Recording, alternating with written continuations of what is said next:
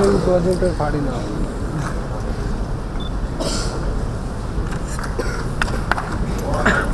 you have a microphone that works. Can you hear me in the back? Yes? Good. Well, thank you very much for being so patient. I know this has been a long, lengthy process. And I see that my second slide is already up on the screen, so let me speak to that.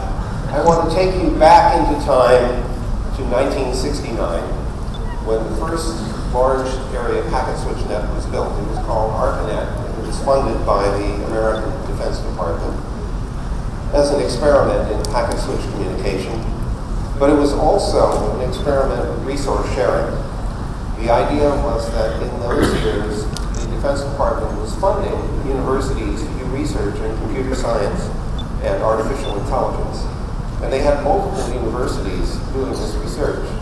And every year, each of those universities said, we need to have a new computer so we can do world-class research. And even the Defense Department couldn't afford to buy a new computer for 12 different universities every year. So they said, we're going to build a network and you're going to share your resources. And that's exactly what happened. I was a graduate student at UCLA at the time, and I wrote the software that connected a device called the Sigma 7, over in the lower right, to the first packet switch, the first interface message processor of the ARPANET. The Sigma 7 computer is in a museum now, and some people think I should be there too, but here I am. This experiment led to the development of the internet. There's a lot of years and work in between from this fixed wireline dedicated packet switch network to mobile radio and packet satellite, which we were experimenting with in the mid-1970s. We came to this. This is what the internet looks like today from the standpoint of a router that is trying to understand how to take packets from some one place in the net and send it to some other arbitrary place at the end.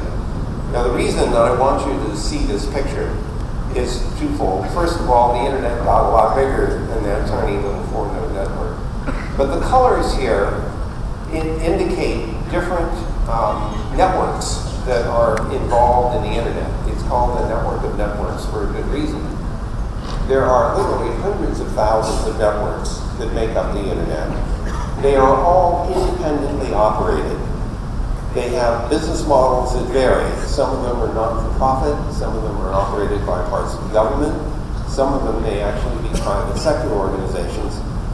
They independently make decisions about what software they're going to use, what hardware they're going to use. They independently make decisions about who they are going to connect with. Sometimes it's a commercial arrangement, sometimes it's no money is exchanged, but the parties interconnect and share traffic.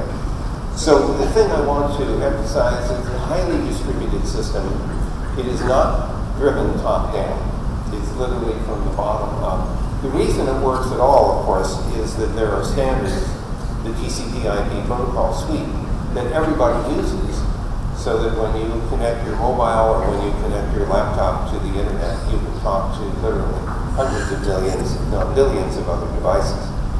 So speaking of devices, one thing which is very important is that the internet has grown from the fixed wireline environment to wireless environments, Wi-Fi and mobiles. And I noticed that Geo is out here with 4G being tested on this campus. That's pretty exciting, and I'm glad that you're part of that experiment as well. So we've gone from wired networks to wireless networks and everything in between. In terms of numbers, nobody really knows how many things are on the internet or how many people are on. There's an estimated billion hosts that are on the net. By this I mean servers that are part of the internet environment. Places where you do your email, places where you do Google searches or other searches, where you edit documents and tweet at people or put your images up on Facebook or send videos on YouTube. About 1 billion of these things are servers. So they typically have domain names and they have fixed IP addresses. But there are many, many other devices that are episodically connected. So laptops and desktops and your mobiles come and go on the network. And so there are probably on the order of at least 3, 4, 5 billion devices today that are on the net, more devices than there are people. Many of you in this room have more than one internet-enabled device that you're carrying around with you, or maybe you have at home, or in the dorm room, or in your office. So over time, we are going to see many, many more devices per person than we see today. Cisco has estimated that there might be 50 billion devices on the internet by the year 2020. And so we need to be preparing for that, which is why this lecture is about the Internet of Things. The number of users on the net is about 2.5 to 3 billion now. For what the implication of that for me is that we have another 4 billion people to put online. And so in countries like India, there's plenty of work to do to get the infrastructure in place in order to enable connecting more people on the net. So the thing that I'd like to emphasize in this talk is the increased number of appliances that are becoming part of the internet environment. Things like television sets or tablets, mobiles which you all use, sensor systems.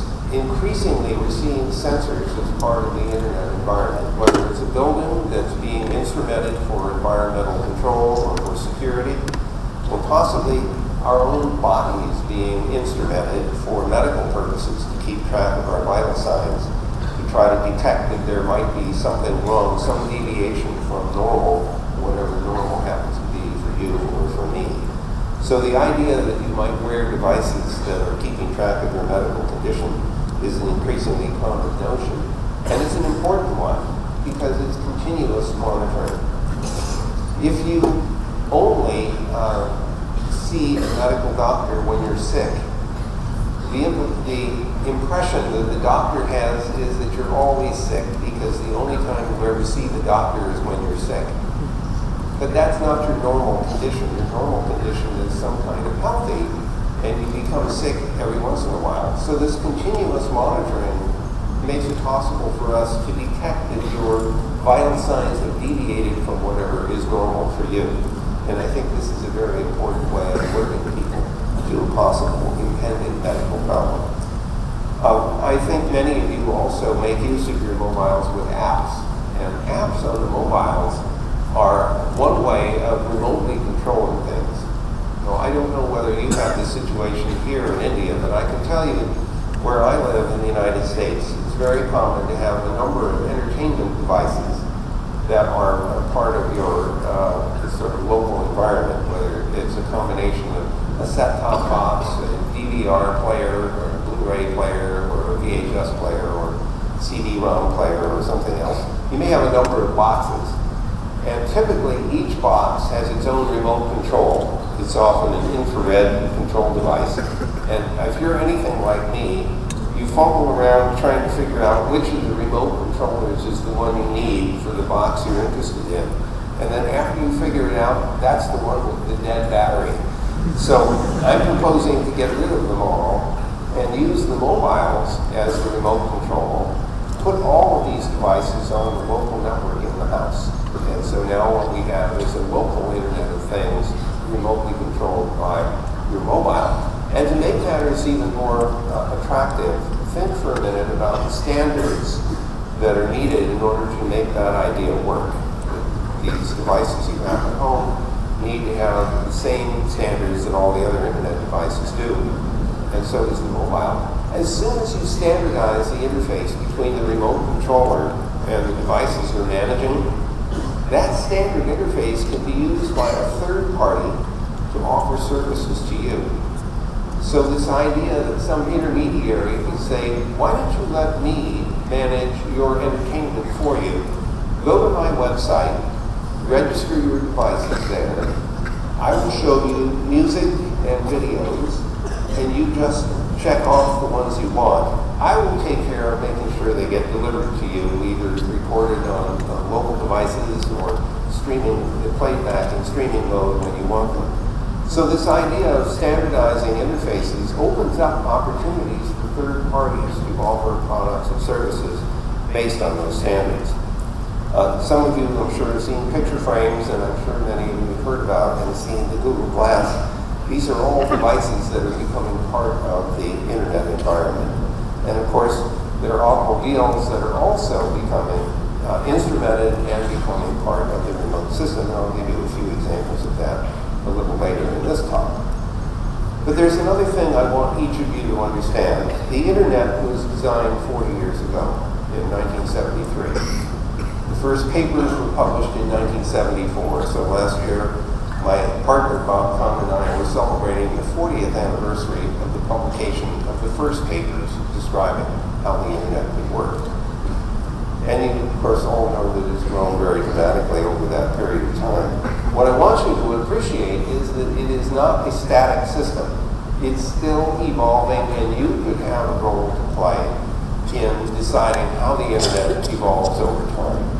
There have been a number of changes that have been made to the system since the time it was first designed. One example is the introduction of a new address space. The original internet design only allowed for 4.3 billion termination points. We had a 32-bit address space.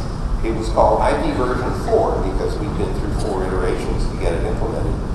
We ran out of that address space in February of 2011. It doesn't mean that there's no more IPv4. It just means that you can't get any fresh address space, certainly not from the Internet Corporation for assigned names and numbers. You won't get any more from the Asia Pacific Network Information Center, APNIC, because that regional Internet registry has run out. I'm chairman of something called the Americas Registry for Internet Numbers, and we are going to run out sometime in 2015. This potential for running out was noticed in the early 1990s, and the Internet Engineering Task Force developed a new format called IP version 6. It has 128 bits of address space. If you do the arithmetic, that's 3.4 times 10 to the 38th addresses. And that should be enough to last the internet at least until I'm dead, and then it's somebody else's problem. But I want to urge you to do everything that you can to get IP version 6 implemented and operating in the internet service providers in India. Because without having this new address space available, we won't be able to implement the Internet of Things. And if we can't do that, we will fail to create an opportunity for new products and services and businesses and jobs to be created. Another thing which we didn't understand at the beginning of this design is that some languages are not written using Latin characters. At the time, we were just trying to get the system to work. And so the domain name design, which was done in 1984, just used Latin characters. Well, you're living proof that there are 23 languages, many of which are not written using Latin characters, just here in this one country, not counting all the dialects, which multiply things even worse. So the internet has now got an internationalized domain name system that allows for all the character sets that are present in the Unicode encoding system to be part of the domain name system. That's a big change, but it's an important one. Another thing which has happened is that the top-level domain space, which is managed by ICANN, the Internet Corporation for Assigned Names and Numbers, has expanded from about 300 names, 20 or so of which were generic names like .com, .net, and .Org, and the remaining several hundred were for country names, country codes, which are 2 characters long. They opened up the top-level domain space. 2,000 applications were made for new top-level domains, and they're now in the process of implementing those and bringing them online into this net. So now new top-level domains are part of the internet environment. The domain name system has had serious security problems. In the original design, we trusted everybody because it was an experiment. It wasn't until about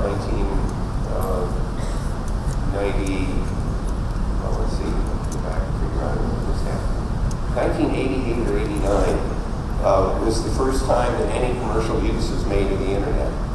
And as more and more people have gotten online, there are more and more abusive behaviors showing up, and hackers in particular. So now the domain name system has added digital signatures, called DNS security extensions.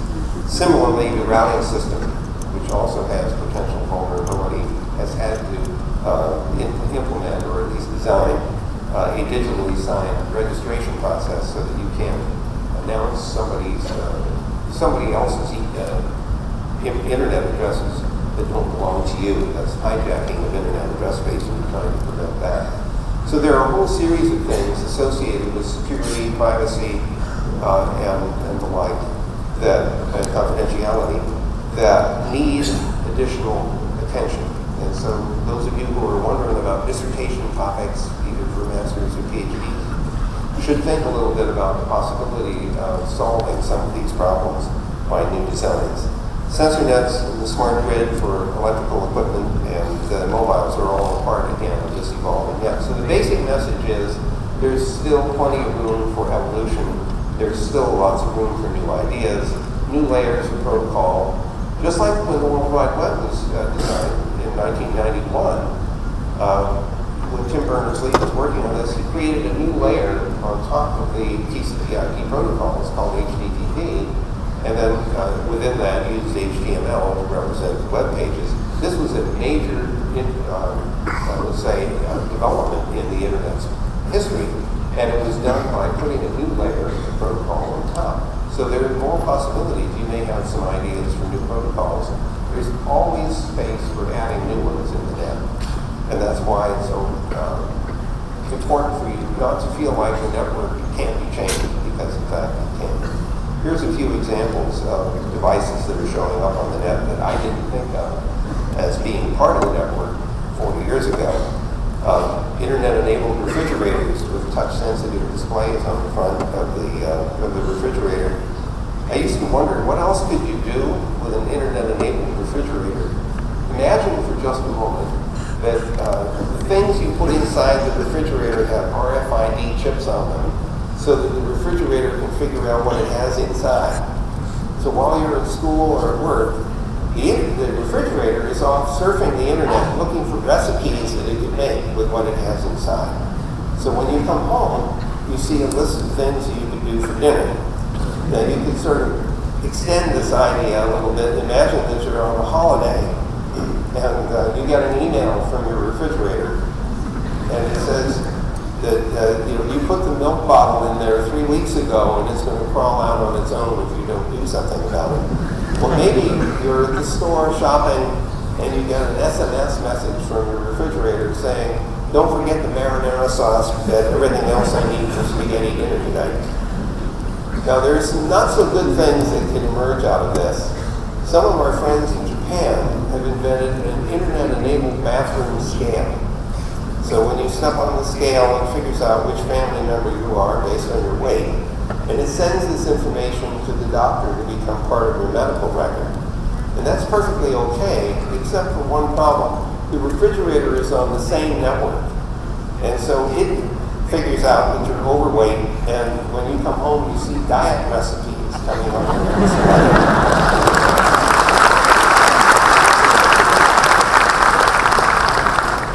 So, maybe this internet-enabled device idea is a bad idea. Now, the picture frames are very common in the U.S. I don't know if they are here. Everybody has a mobile now with a digital camera. You can upload pictures to a server. The picture frame can download the pictures from the server. And so, the grandparents can kind of watch the grandchildren. Every week you get up in the morning and you see pictures of what's going on with your grandchildren or your nieces or nephews and other relatives.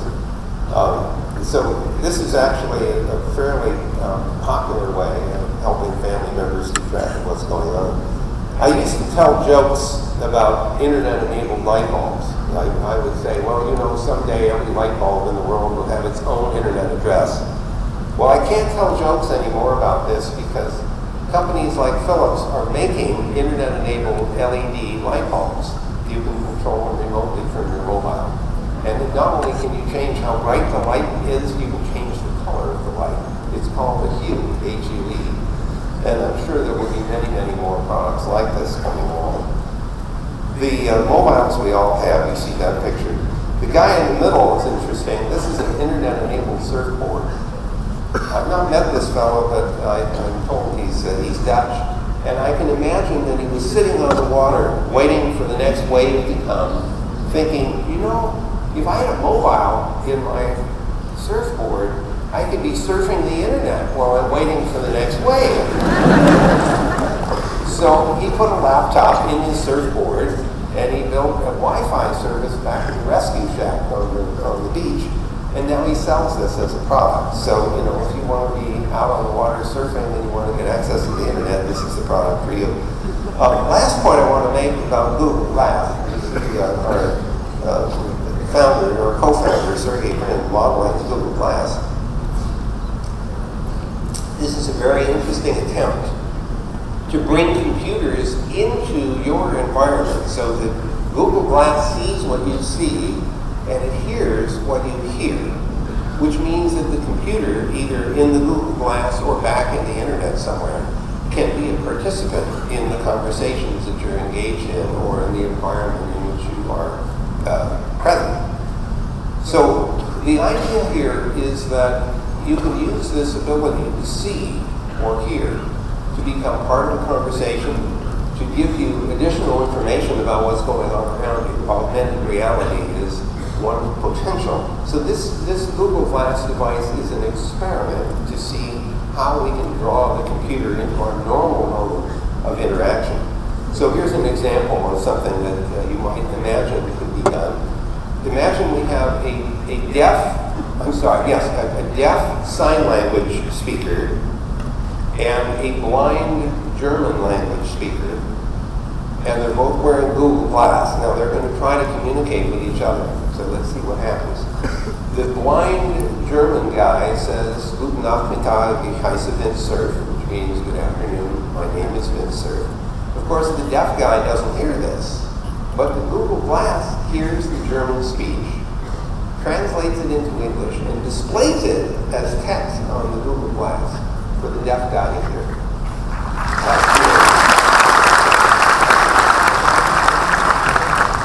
That's the easy part. The harder part goes the other way. The signer is signing. The blind guy can't see the signing, but his glass camera sees the signing, translates the signing into English text, translates the English text into German, and then speaks in German using the bone conduction speaker that the blind guy is wearing. So now suddenly the two of them can communicate with each other. What's interesting about this scenario is we can almost do all of that. The one thing that we cannot do yet is do the signing part. But I've been told that there is some progress being made where you can actually recognize signs fast enough to translate. And we're still very much an experimental activity. But it's one which tells you that one of the aspirations for Google Glass is to make it possible to do things like that. Here's another example of an Internet of Things. This is a sensor network that I run in the house. It's a commercial product, so it's not me in the garage with a soldering iron putting things together. It was made by a company called Archrock, which was acquired by Cisco Systems about 3 years or 4 years ago. Basically, these are little sensor devices with IPv6 radios in them. They run for a year on AA batteries. Each one of the sensors, is about the size of a mobile, is sampling the light levels, the temperature, and the humidity in each room in the house. And every 5 minutes sends that information through a mesh network, which is dynamically maintained by the software in each of these sensors. It sends that data down to a server that I have in the basement of the house. So at the end of the year, I collected engineering information about how well the heating, the ventilation, and air conditioning is working in the house. So I know this sounds like something only a computer nerd would want to do, but at the end of the year, I have real engineering data about how well my heating and ventilation system has worked, and I can adjust it based on that data. Now, one room in the house is the wine cellar. And in that room, it's important to keep the temperature below 17 degrees or even 15 degrees centigrade. So if the temperature goes above that level, I actually get an SMS on my mobile saying that your wine is warming up. Now, this has happened a couple of times when I've been away. And so I asked the Archrock people, do you have a remote actuator that I could use to restart the cooling system? And they said yes. And so that was a weekend project to install that part of the system. But then I said, I really want you to supply me with some strong authentication so that I'm the only one that can affect the cooling system. I don't want the 15-year-old next door messing around with my wine system coolers. So they said, yes, we can do that. Now, it occurred to me, after implementing all this, that because the sensor could see the lights going off and on, that if I've been away from my house, I might actually know if someone has gone into the wine cellar without, and done something, because I can see the light going off and on. But I don't know what they did in there. So now my next project is to put an RFID chip on each wine bottle, and then I can do an instantaneous inventory to see if any of my wine bottles have left the wine cellar without my permission. I was so very proud of this design, and I was telling one of my engineers that I had planned to implement this, and he told me that there was a bug in the design.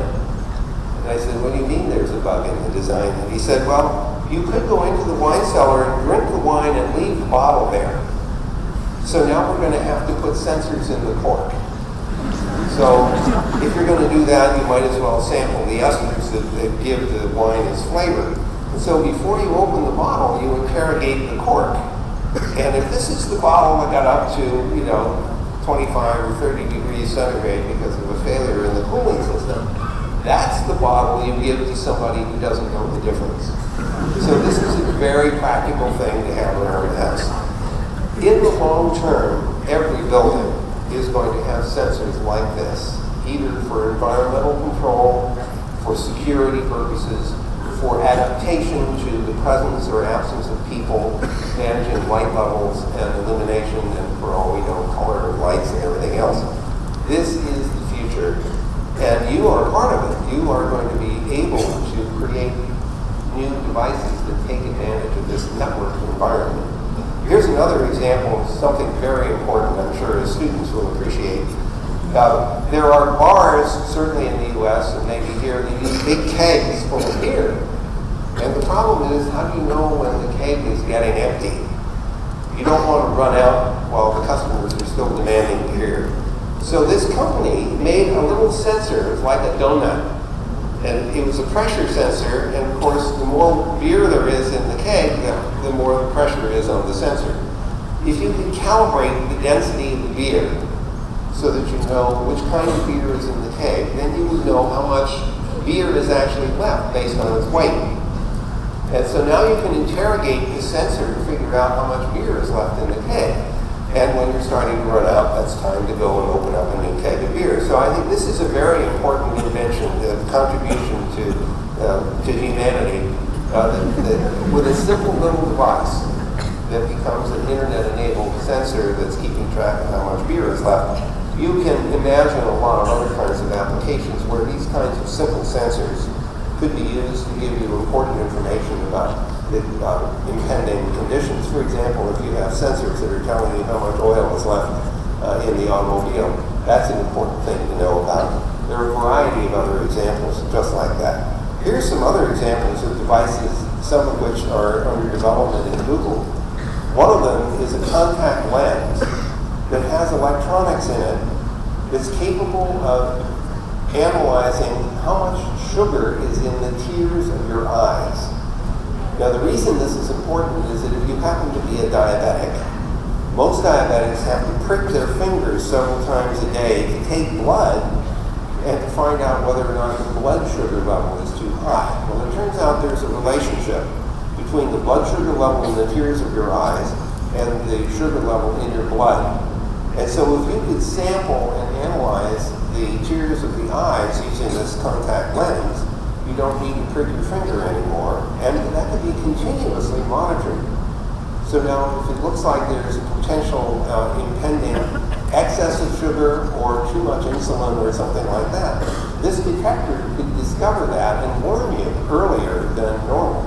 And so this is a very important kind of development. Again, back to this continuous monitoring idea, which we mentioned before. There's been at least one instance where Google Glass has been used in a surgical operating room in order to relay what the surgeon is doing and seeing to other doctors who may be commenting or learning from that doctor in the course of the operation. And of course, perhaps saying, please avoid, don't cut this part, that's important. Another thing which is popped up as an example of mobiles, for example, that are sensing the condition. One is simply a heart rate monitor that's keeping track of what the condition of your heart rate is. There is an organization called the X Prize Foundation in the U.S., and they organize pretty large prizes for big challenges to be overcome. For example, Google put up a $30 million prize for a private sector organization that could send a spacecraft to the moon, go something like 500 yards, and send signals back. So far, nobody has won that prize. But the prize it was a $10 million X Prize for launching a spacecraft, a civilian spacecraft, within 2 weeks. That was won several years ago by Bert Rutan and some of his colleagues. And so the thing that is currently open, there are many prizes open. One which is very interesting is a $10 million prize for implementing the tricorder from Star Trek. And Star Trek was, of course, just a science fiction story, but the ability to analyze someone's medical condition in a non-invasive way was one of the impressive ideas in Star Trek. Now there's a $10 million prize for actually implementing a tricorder, something that is able to analyze your body's condition without having to draw blood or do anything else. So someday somebody will win that. Another thing that I want you to think about is the possibility of smart cities, because once you have smart buildings and smart devices, then you may actually be able to build whole cities that are aware of their condition. They're aware of traffic, they're aware of the consumption of resources. They'll be able to feed information back to individual users about how they should be driving around in town. They may be able to keep track of and warn people and even warn other devices that there is an impending peak load in the power generation system.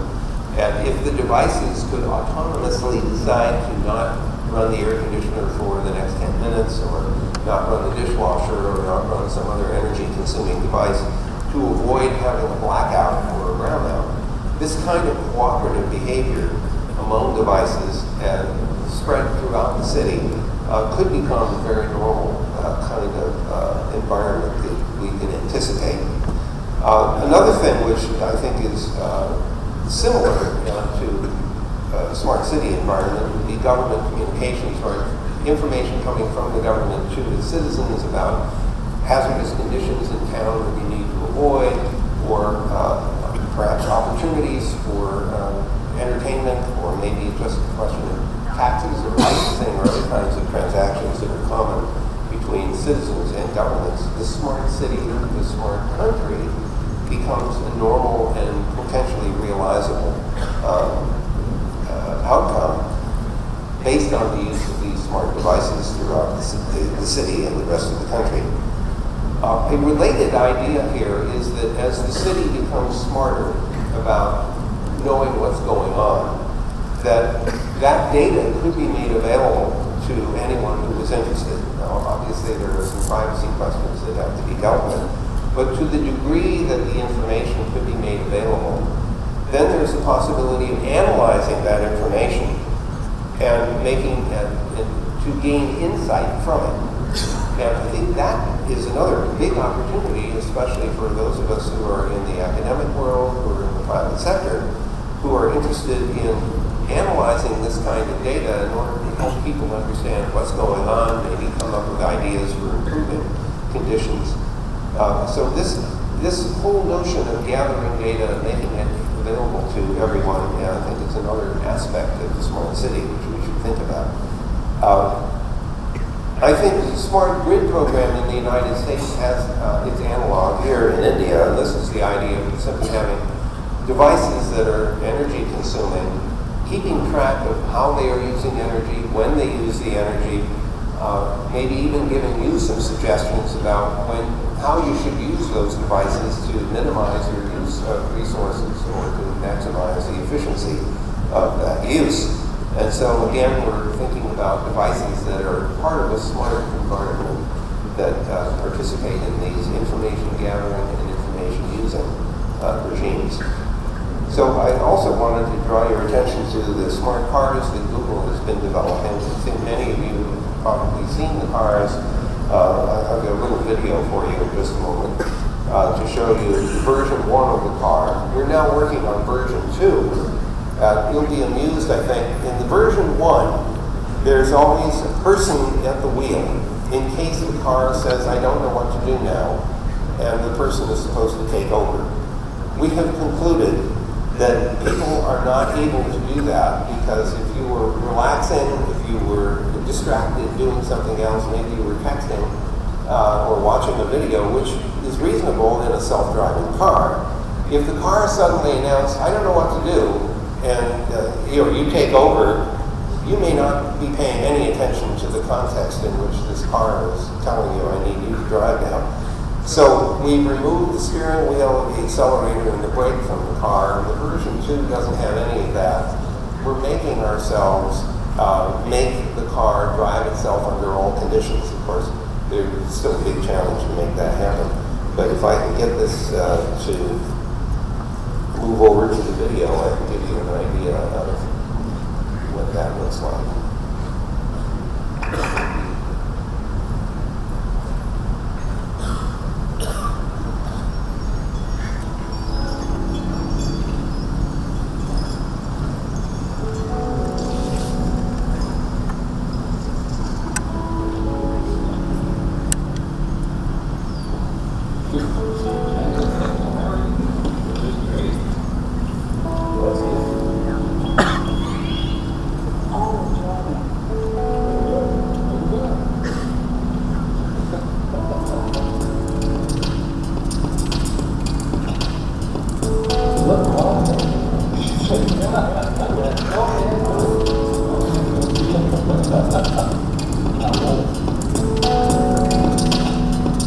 I should mention Steve is blind.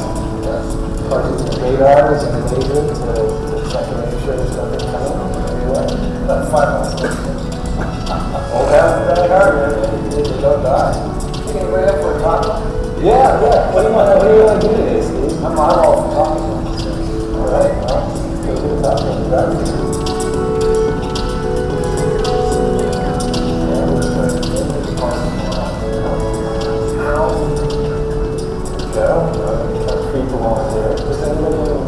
I've got no water. You roll down the window for the burrito. I'm doing very well. How are you today?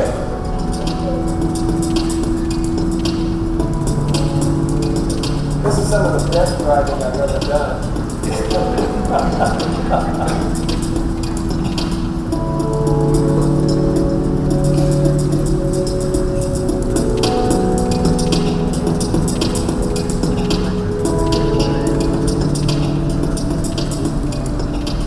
95% of my vision is gone. I'm well past the blue line. You lose your timing in life, everything takes you much longer. There are some places that you cannot go, there are some things that you really cannot do.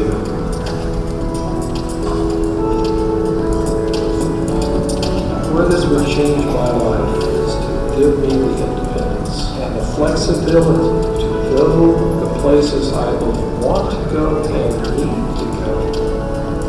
But I need to do those things.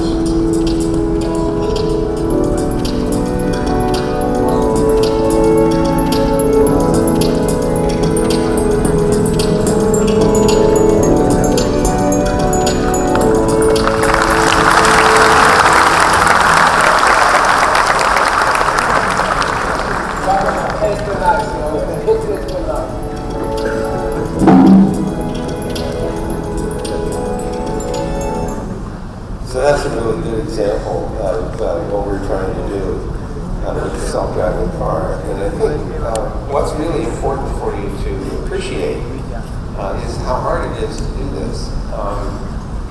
It's one thing to get the car out on a city street. It's something else to go door to door because you have to navigate to the garage, you have to navigate to the front door, maybe you have to navigate to another garage. I think the hardest test in the entire world would be to get a self-driving car to navigate in Bombay.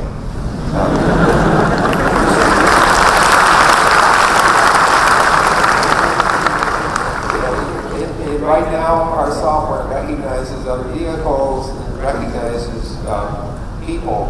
I don't know if it knows how to recognize a cow. So this is a huge challenge, and we don't have any commercial plans that I'm aware of right now to sell anything like this. But what it does let us do is challenge ourselves to see what kinds of computing and algorithms are needed in order to achieve this integration of information. One thing I can tell you is that this only works when we have really, really good maps of the area in which the cars are going to be driving. So we go to a lot of trouble to create very high resolution information. Another thing we have to recognize is, when we come up to an intersection, what should we do? And interestingly enough, the cars are not totally autonomous. In other words, they provide information back to the Google facilities so that other cars have access to what the cars have experienced. And so when you drive up to an intersection where you've never been before, if any other car has been there, that information is available to the vehicle that's just arrived. So for example, if every car has come up to an intersection and there's a tree there, then the cars will recognize it's a tree, and it shouldn't wait for the tree to cross the street, because it's not going to do that.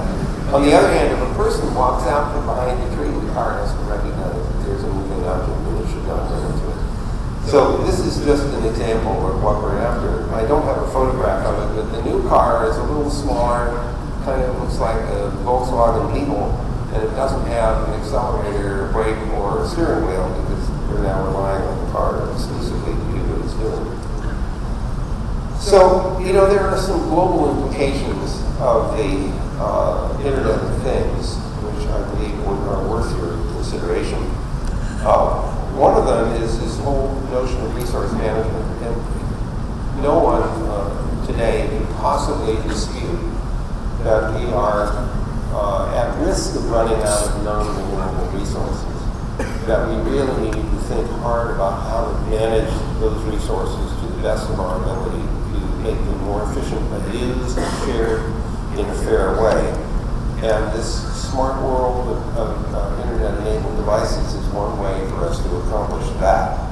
The second thing is that standards development that make the Internet of Things interworkable is really important, because the interworking and the standardization creates an opportunity for competitive development of smart devices.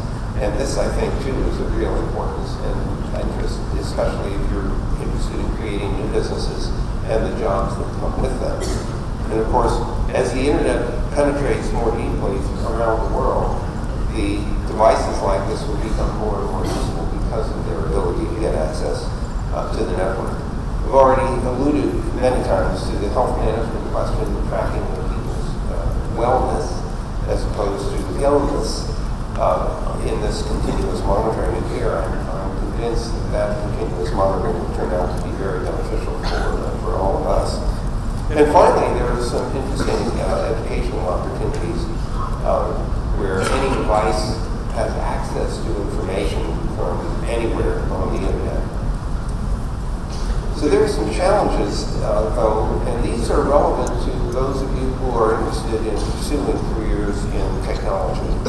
One of them, of course, is the standard development and the use of IT version 6, which we're clearly going to need if we're going to have billions of devices on the system. The second thing, which I want you to imagine for a minute, suppose that you have a few hundred devices at home that are Internet-enabled, and everything is configured, and it's all operating the way you would like, and then you have to move. So imagine now you take your several hundred devices and you move into a new location where there are also already several hundred devices present. Now suddenly you have to figure out how to configure the combination of things that you brought with you and the things that are in the new dwelling place. And the last thing in the world anybody wants to do is to sit typing IPv6 addresses to configure this collection of hundreds of devices. So we're going to have to figure out how to do this in a safe and secure way. So if you go into configuration mode in your new residence, you don't want to accidentally configure your neighbor's devices into your network. And you certainly don't want your neighbor to configure your devices into his network. So strong authentication is going to be essential, and we need technologies that will permit that to happen. If somebody is going to remotely control the devices, you want it to be people who are authorized by you to do that, and not people who are not authorized to do that. I think that privacy and safety are equally critical here. The information that those devices generate could be very problematic with regard to privacy. For example, just keeping track of when the heating system is running can tell you something about whether the house is occupied or not occupied, or the apartment is occupied or not occupied, which might be of some interest to a criminal who wants to break in and know himself. There are a variety of things like this that we have to think seriously about to protect access to simple measurement data that might tell you not only whether someone's at home or not, how many people and where are they. On the other hand, think for a moment about an emergency like a fire, where you want the fire department to actually be able to find out, is there anybody in the house and where are they, even if they're not moving? So, where were they last detected?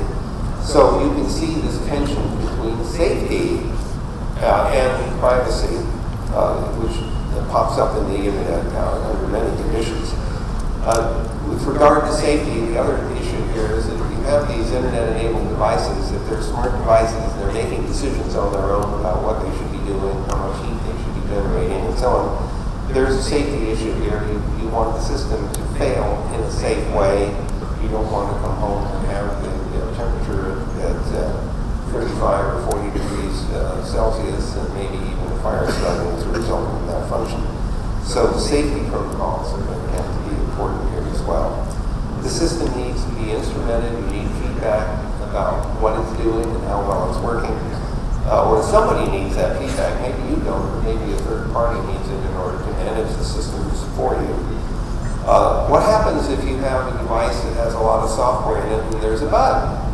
I don't know of anybody that guarantees to write you software with no bugs in it, which means that even these smart devices are going to have upgrades in their software at one point or another. How do you do that? How do you make sure the software that's being delivered into the devices is from the good guys and not from the bad guys? Once again, digital signatures may be your friend here. But the idea is that we need to, if we're going to have an Internet of Things, we're going to have the ability to upgrade the software safely from sources that we trust. And finally, I've already mentioned several times that third-party businesses can be created as a result of standardizing a lot of these interfaces. Well, that's all I want to say about the Internet of Things now, although I'm happy to do some Q&A. But I want to bring up one other topic, if you don't mind, and that has to do with something that I've been calling bit rot. So let me explain. Over several thousand years, we have found media to record our writings. For example, the cuneiform on baked clay tablets, some of which are 5,000 years old or more, or maybe vellum manuscripts that could be anywhere from 1,000 to 2,000 years old and still look as fresh as they did when they were first written. Papyrus, on the other hand, is not quite as resilient. On the other hand, there have been situations that Dead Sea Scrolls that were found in the late 1940s in a cave in the Middle East where it was quite dry, and so these manuscripts actually lasted all that time. So over time, we've had media that have allowed us to hang on to writings for very, very long periods of time. Now we shift to the 21st century, and look what we have done. We have ancient 8-inch floppy disks that nobody has any readers for anymore, or 5.25-inch floppy disks, or 3.5-inch floppy disks, or VHS cassettes, or CD-ROMs and CD and DVD, and now Blu-ray, or even just independent disk drives. There are several problems in our digital world. One of them is that we can copy bits from one medium to another. That's the easy part. The real question is, how long will readers be around to read the medium? And we need to convert the medium from one medium to another before the readers fail or are no longer available.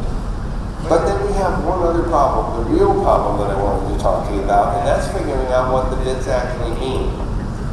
So let me give you an example. Let's imagine it's the year 3000, and you've just done a Google search, and you've turned up a 1997 PowerPoint file.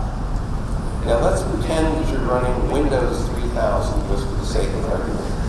The question is, will it be able to interpret a 1,000-year-old PowerPoint file? Now, I'm not picking on Microsoft. This is a problem even with open source. Maintaining the ability to interpret complex file formats for thousands of years is beyond the current state of the art. And that is what we need to solve. This is something you could seriously think about working on. Otherwise, if we don't find a solution to this problem, our descendants in the 22nd century will wonder about us because our email won't be readable anymore, the documents that we've created, video games we've created, all these other things, even our digital photographs may no longer be interpretable.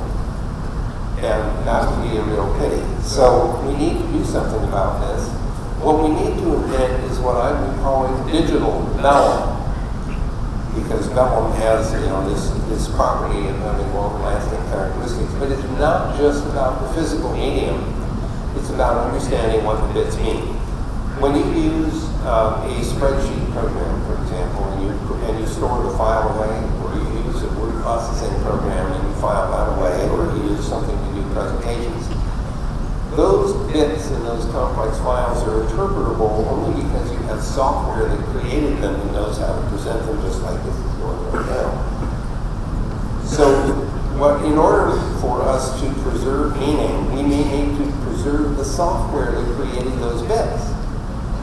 But it gets worse. That program that created those bits may actually operate on a particular version of some operating system. So now we need to remember the operating system that ran the program that interprets the bits. That operating system may have been running on a particular piece of hardware that the operating system has been compiled for. So we may need to remember the description of the computer that ran the operating system that runs the application that knows how to interpret the bits. At the moment, there is no current activity organized around remembering things like this, except the one that I learned about recently called, I think it's called Hall Management, like the thing you eat, at Carnegie Mellon, where you're trying to amass software, application software, in order to make that software preserved and usable and executable over long periods of time. So we need standards and formats. We need ways of describing what the bits mean. We need ways of describing the computer programs. We need ways of holding on to the operating systems. And we have to have, I think, agreements with regard to intellectual property in order to make this happen. Because people have intellectual property rights in software, and they may not want to give up the source code or even the object code to let you preserve that somewhere. And so if you were in the business of digital preservation, we may need to have legislation which works pretty much on a global scale that allows the digital preservation activity to be sanctioned by allowing the preservationists to have access to at least the object code, if not source code, in order to preserve the ability to interpret all these bits that we create. So this is the bit rot problem, and it's one which I hope some of you will choose to take up as a challenge either from the research point of view or maybe even from the business point of view, so that our legacy can be preserved over the 1,000 years and thousands of years that come ahead. So I'll stop there. First of all, let me thank you again for the opportunity to talk to you this afternoon.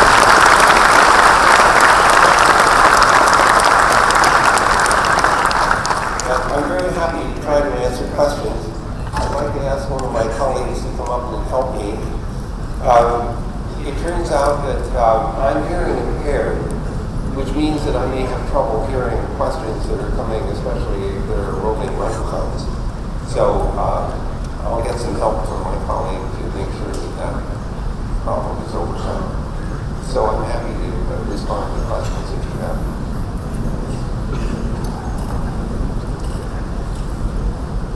We have roving microphones here. I hope you'll be able to hear okay.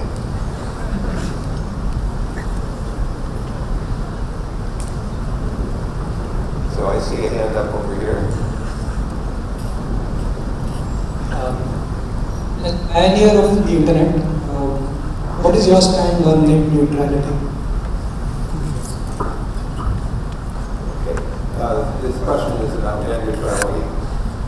This is a fairly complicated topic, and it arises in different ways in different parts of the world.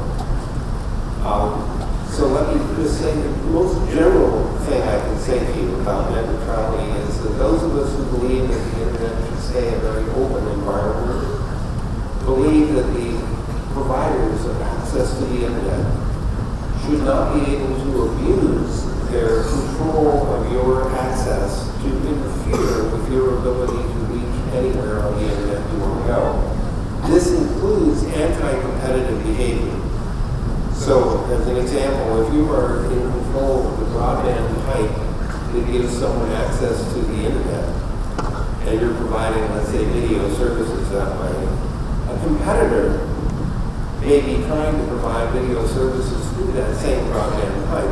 I would consider it inappropriate for the controller of that broadband pipe, that ISP, to interfere and prevent a competitor from offering a similar service. So that's the anti-competitive aspect of net neutrality. It's much more complex. In the U.S., our situation is that we don't have very much competition for serious broadband access. We're talking tens of megabits a second. At best, in America, maybe 20% of the population has access to serious tens of megabit per second service.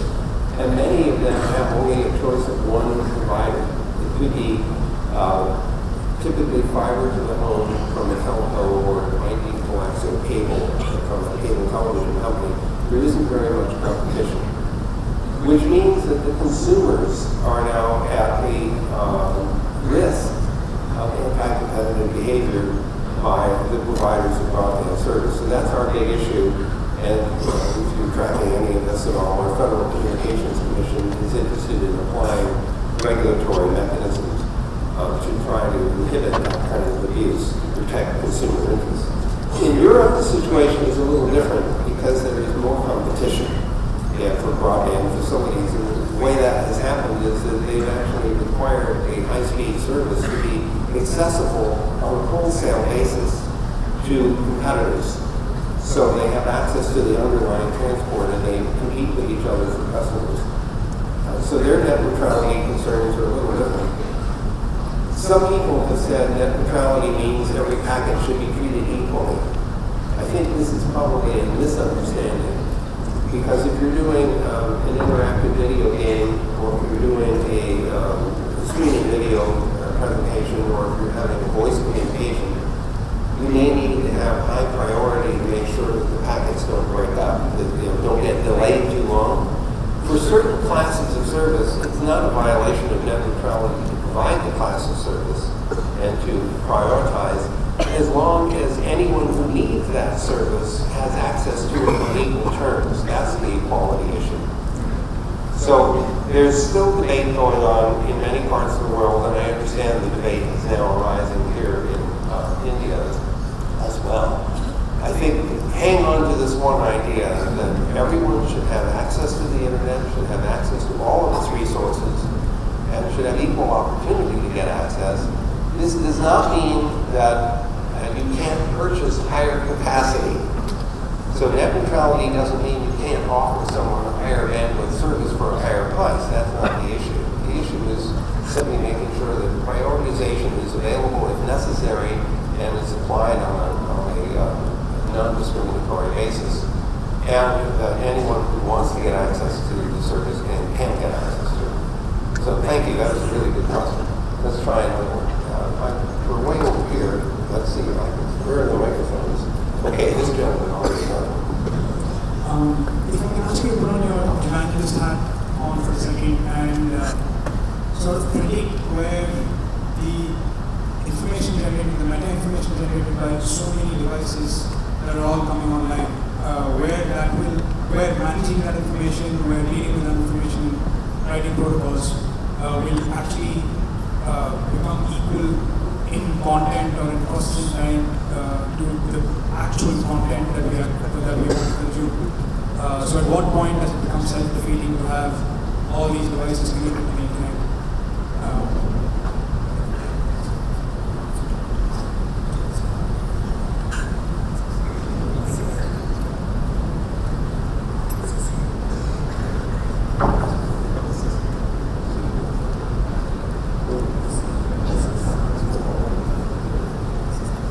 I think I understand the question. You're worried about the metadata that's coming out of all these devices. And one might wonder, is it going to be a giant avalanche of data, and how are we going to cope with all that? Most of the information that we would get from instrumentation is actually fairly modest in terms of its total bandwidth requirement and total amount. To give you remember the house that I have instrumented with the sensor systems, it's only taking data every 5 minutes, and it's a few bits of data. So even with billions of devices, the amount of bandwidth for any one group of devices that we're monitoring can be fairly modest. And I think you could see, because of these devices being physically in somewhere, typically in a local network for a building, for example, or in a car or on our persons, you only need to gather the data locally and then either store it locally or maybe send it periodically to some other destination. So you can actually control how much of the network's bandwidth needs to be consumed by moving this data. It's not carrying every single bit all the way across the net. It will typically be locally accumulated. This is exactly the inverse of the other problem we have when everybody wants to watch streaming video and the entire net is being consumed by moving bits to people's destination screens. The solution to that problem has always been to build content distribution systems that download the content and hold it locally so that it can be delivered locally and not consume all the cross-internet resources that are needed. But it's a very important engineering question, so it's good that you asked, and we plan for solutions now, not discover later that we didn't get it right. Okay, other questions? So I want to ask that, does this much of automation will not ruin a human race at a point of time?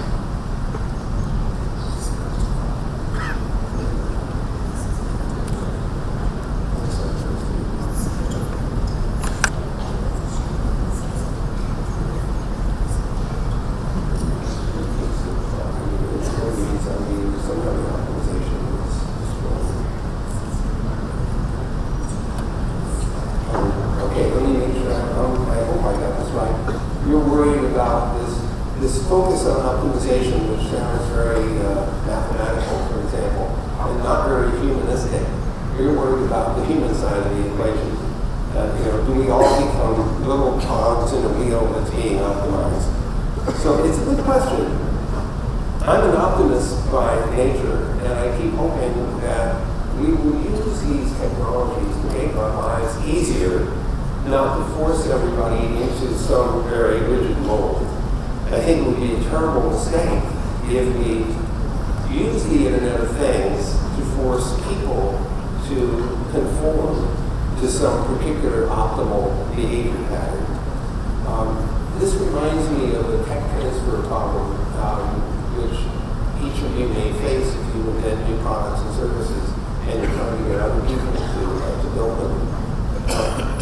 When you want other people to adopt your technology, you have to make life easier for them, not harder. Because if life is harder with your technology, they won't adopt it and it won't work. So there may also be a loss of labor as the human population is growing. We need to provide jobs to people. And if we invent a car and drives on its own, then the wages for the drivers are not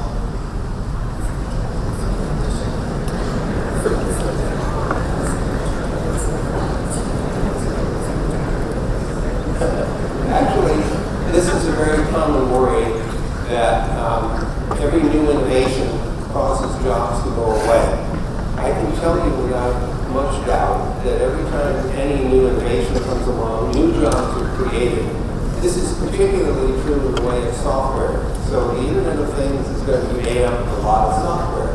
Software has bugs. Guess what? We still need programmers to fix the bugs. So don't worry about the drivers. There'll be plenty of other jobs.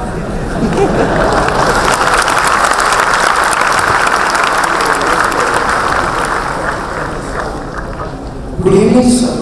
Hold on. I gotta get my partner over here. Go ahead.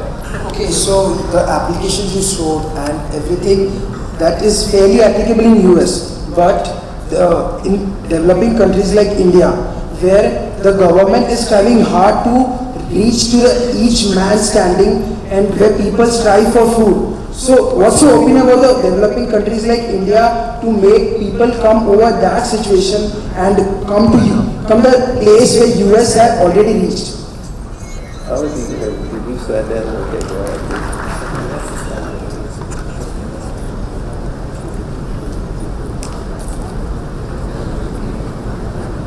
Yes, okay.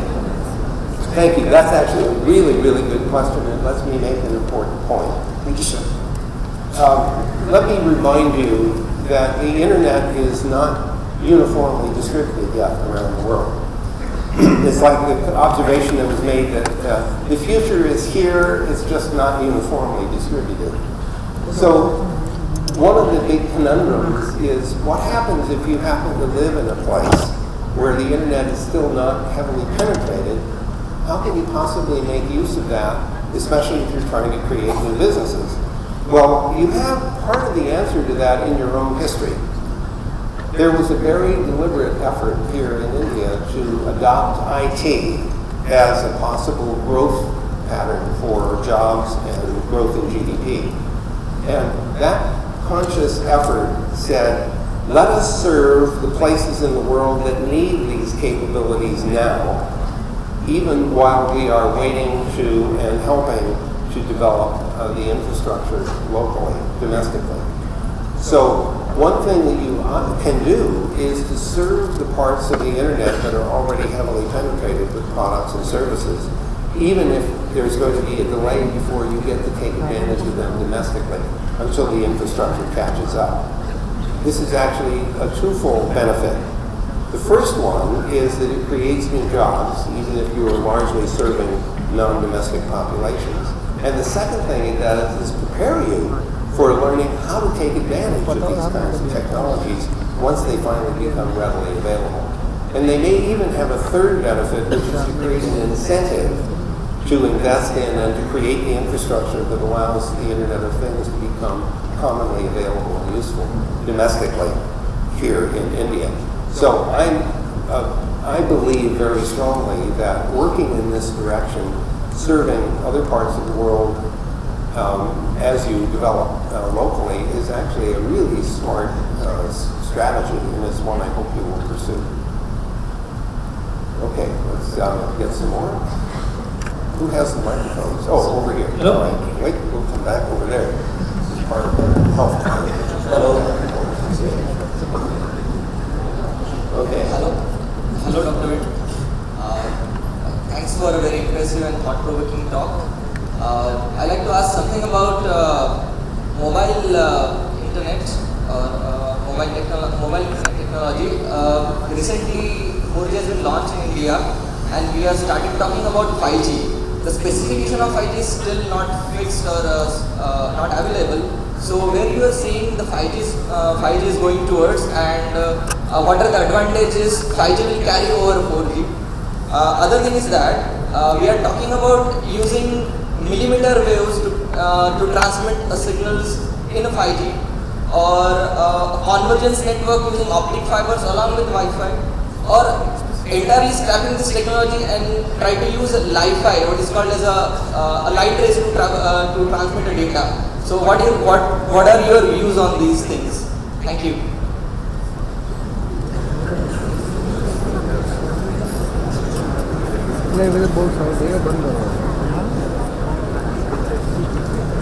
Okay, good question. I always get nervous about this Q&A thing as if I know all the answers, and I'm not sure I do. Some of these things, like 5G, sound like marketing brands as opposed to substance. I hope I haven't offended offended everyone by making that observation. But I do believe several things are happening. First of all, it's very clear that the bandwidths are going up. We're finding ways of making mobiles operate at higher and higher speeds. Chipsets are helping us with that, and so are the modulation schemes. But there's a second thing which is happening. Many people recognize that the way in which we allocate and manage frequency spectrum is very inefficient. The typical thing is to take a slice of it and then hand it exclusively to someone, some organization, some business to use. And if you're a radio geek, and you take a radiometer and you hold it up for a while over a broadband spectrum, you discover hardly any usage, 2% or less, at any one moment. And so this leads you to a packet switching kind of notion where you offer people to have access to a really broadband piece of the spectrum, knowing that they can get higher speeds with that broadband access, and that their needs, if it's been chopped up into packets, can be dealt with very, very quickly because you have such high bandwidths. That's why sharing of broadband lines in the packet switching system has been so successful, because we're dynamically sharing from all the people who are generating these packets. So what this leads to is a belief that we should be looking at cohabiting and sharing of bandwidth as opposed to narrowly allocating it. It's sort of like the difference between packet switching and circuit switching, where circuit switching dedicates capacity to a pair of users, like in the telephone system, as opposed to taking a broadband resource and allowing everyone to switch through. I think that we're going to see two phenomena over the course of the next decade. One is more cohabitation in common and broadband environments. So we'll have people sharing the spectrum, possibly using very different modulation schemes in order to separate themselves from each other. The second thing which I think is going to happen is we're going to move upward in the spectrum to much, much higher frequencies. I've already seen some very serious work in the 60 to 75 to 83 gigahertz band. And this is an exciting band to be working in because you can get 5, 6, 7 gigahertz of bandwidth available at those frequencies, which means that you can move a great deal of data at these very, very high frequencies. Now there are some radio aspects of these very high frequency signals. One of them is they tend to be a line of sight. Although I can tell you there's even some evidence right now that it is not strictly line of sight. That in fact, you can take advantage of multipath in an urban environment at these high frequencies if you can integrate the signal together. So this is the other big deal, and that's using MIMO, or MIMO, the multiple antenna system, which is really great in an environment where you're getting a lot of multipath because you can literally integrate the signals that you're receiving from different sources because of the various radio reflections. So I am convinced that the space in which we're exploring the use of radio spectrum is literally wide open for new ideas and new applications. What we have to do is to get the regulators not necessarily to understand all the physics of this, but to understand that this is a reasonable thing to explore, that sharing a thing that is really valuable and useful and should not be rejected out of hand. So we have a policy issue to deal with here, in addition to the technology aspect of it. And so sometimes engineers have to learn how to speak politics and policy in order to get things to change, to allow new ideas to unfold. Okay, we have a gentleman over here. Hello, sir. The last question, please. Actually, I'm a high school student. I'm very excited about this concept of Internet and Things. I have a question about China. They censor a lot of things, and apparently Google was not allowed to. Is not allowed there. So, what do you think about things at China and such North Korea countries about the aspects, the future planning? What do you think are the aspects of the future in such countries?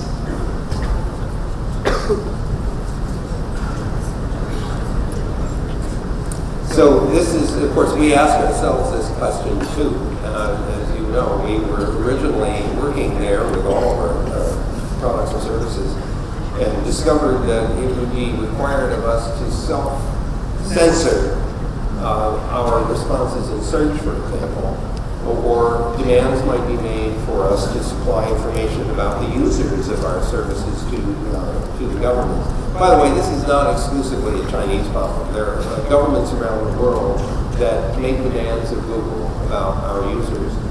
We try to report this. There's a transparency report that we publish on a regular basis that says here are the demands that have been made of Google by various governments to provide information about our users and what they are doing. But I have to say that most of those demands come from law enforcement. And so we examine the requests to make sure that they have come from a legitimate court, and when a judge has made a ruling that the information is legitimately demanded. Sometimes we will push back and say that that's too much information that's being asked for. I honestly believe that we have a real challenge before us, not just Google, but all of us who are trying to work in this online environment.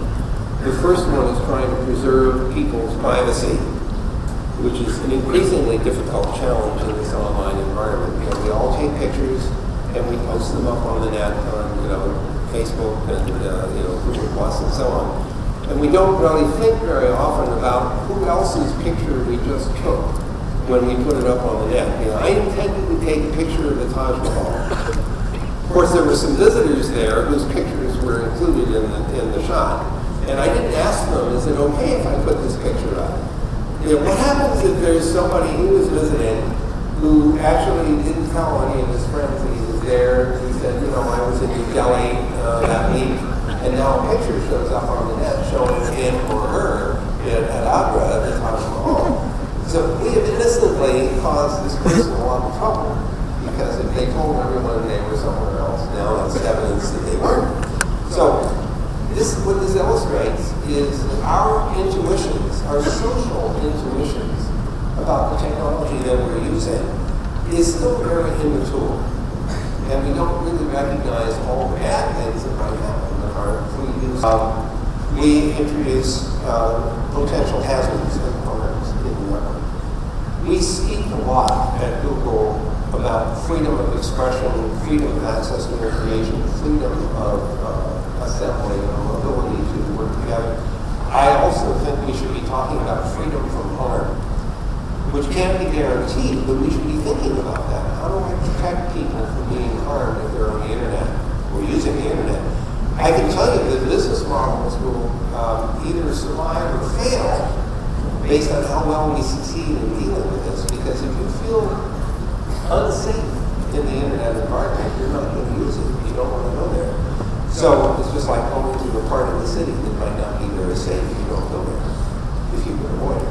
So we have a real challenge, not only technically, but from the policy point of view, to figure out how to protect people's safety in the internet, while at the same time providing them with access to all of its resources.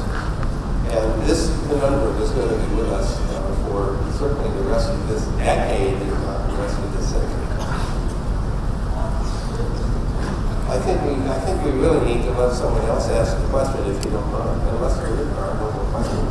Over here, hands up over here, there are lots of hands up. So who has the microphones and who's next? I'm just trying to switch back and forth. Hang on to that for a second. Is there somebody with a microphone over here? I don't see the microphone guys here. Where did he go? There he comes. Okay, find somebody over here. I'm trying to switch back and forth to be fair. Yes, we'll do that. Okay. Hello. Yes. Welcome, sir. Sir, actually, if a country is fully automated, enemy country means the other country sends some virus and the network means it fails. So what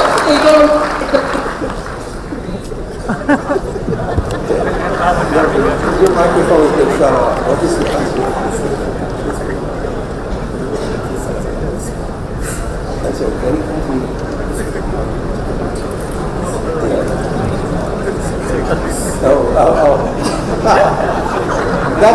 That's why I was telling you that we needed to be really careful about updating the software in these devices. This is actually a really legitimate concern. I want you to think for just a second about the kinds of chipsets that are available now to make the devices smarter. It's hard to find a dumb computer chip or a weak, incapable computer chip. Most of the chips that you're likely to find in large quantity are good enough to run Linux, for example, or Android, or some other fairly significant operating system. And even if the chip was running a very simple operating system for the control of, say, the refrigerator or the fan or the heating system, the chipset might be able to operate a larger operating system and therefore be capable of doing a lot more damage. So the question is very legitimate. I think the answer to this, again, is strong authentication. When the internet was first being designed, some people think that we paid no attention to security at all. That's not true. We actually provided for mechanisms for end-to-end encryption, for example, and strong authentication. The trouble is that the technology of the day in the mid-1970s was not what it is now. Those technologies simply weren't available. Public key crypto didn't even get announced as a possibility until 1977, and the next year we standardized on what you're using now, IP version 4. So the answer to your question is that we have to design the system to be literally paranoid about the possibility that somebody is trying to send application software or packets that should try to break the system. I've even tried to get our marketing department to rename the Android operating system Paranoid, but they didn't agree that was a good idea. So we have to, as engineers and systems designers, we really have to pay attention to that. Let's take one more. It was the gentleman who was in I think the yellow shirt. Somebody was over here. You have the microphone? Well, this gentleman just stood up, so let's take him. This will be the last question. So make this a good one. Not that the others weren't any good.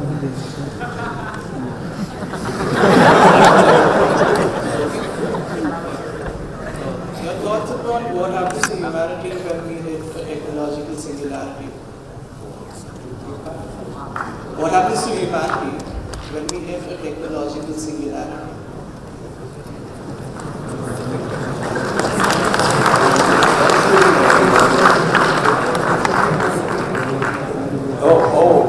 Okay. Are we thinking about Ray Kurzweil's singularity? Because that's the one where we get computers that are smarter than people, and then pretty soon they're smarter than all the people who have ever lived. And at that point, Ray Kurzweil wants to upload himself into the computer so that he can have a longer life than his biological web support. And then he can go roam the galaxy for the next 10,000 years. I am a little skeptical that we will get to that kind of singularity. But I am pretty convinced that as time goes on, we will almost inescapably decide to use computers in the way that we've been describing in order to manage an increasingly large number of devices. The theory is that it will make life easier for us. Whether that theory bears out is still open to some question. And that's one reason why it's important to pilot some of these ideas on a small scale to find out what happens. But many people get nervous about new technology. If you will remember during the Industrial Revolution, there were a group of people in England called the Luddites who would destroy the looms and other kinds of automated mechanisms because they were afraid that they would lose their jobs. Well, they may have been right that those jobs might go away. But like I said before, I'm convinced that new jobs will come along to help us make use of this technology. What is important is for every single one of you in this room, especially those of you who are engineers or scientists or mathematicians, to remember to remind the legislators of the potential hazards of our technology and pay attention to protecting people's safety and interests, and not simply go out implementing technology for technology's sake. The idea here is that we should be building technologies that benefit the human race and humanity. And we need to be conscious of that. I think engineers can easily lose track of that. So I get the impression that you're one person who will pay attention to that and remind us.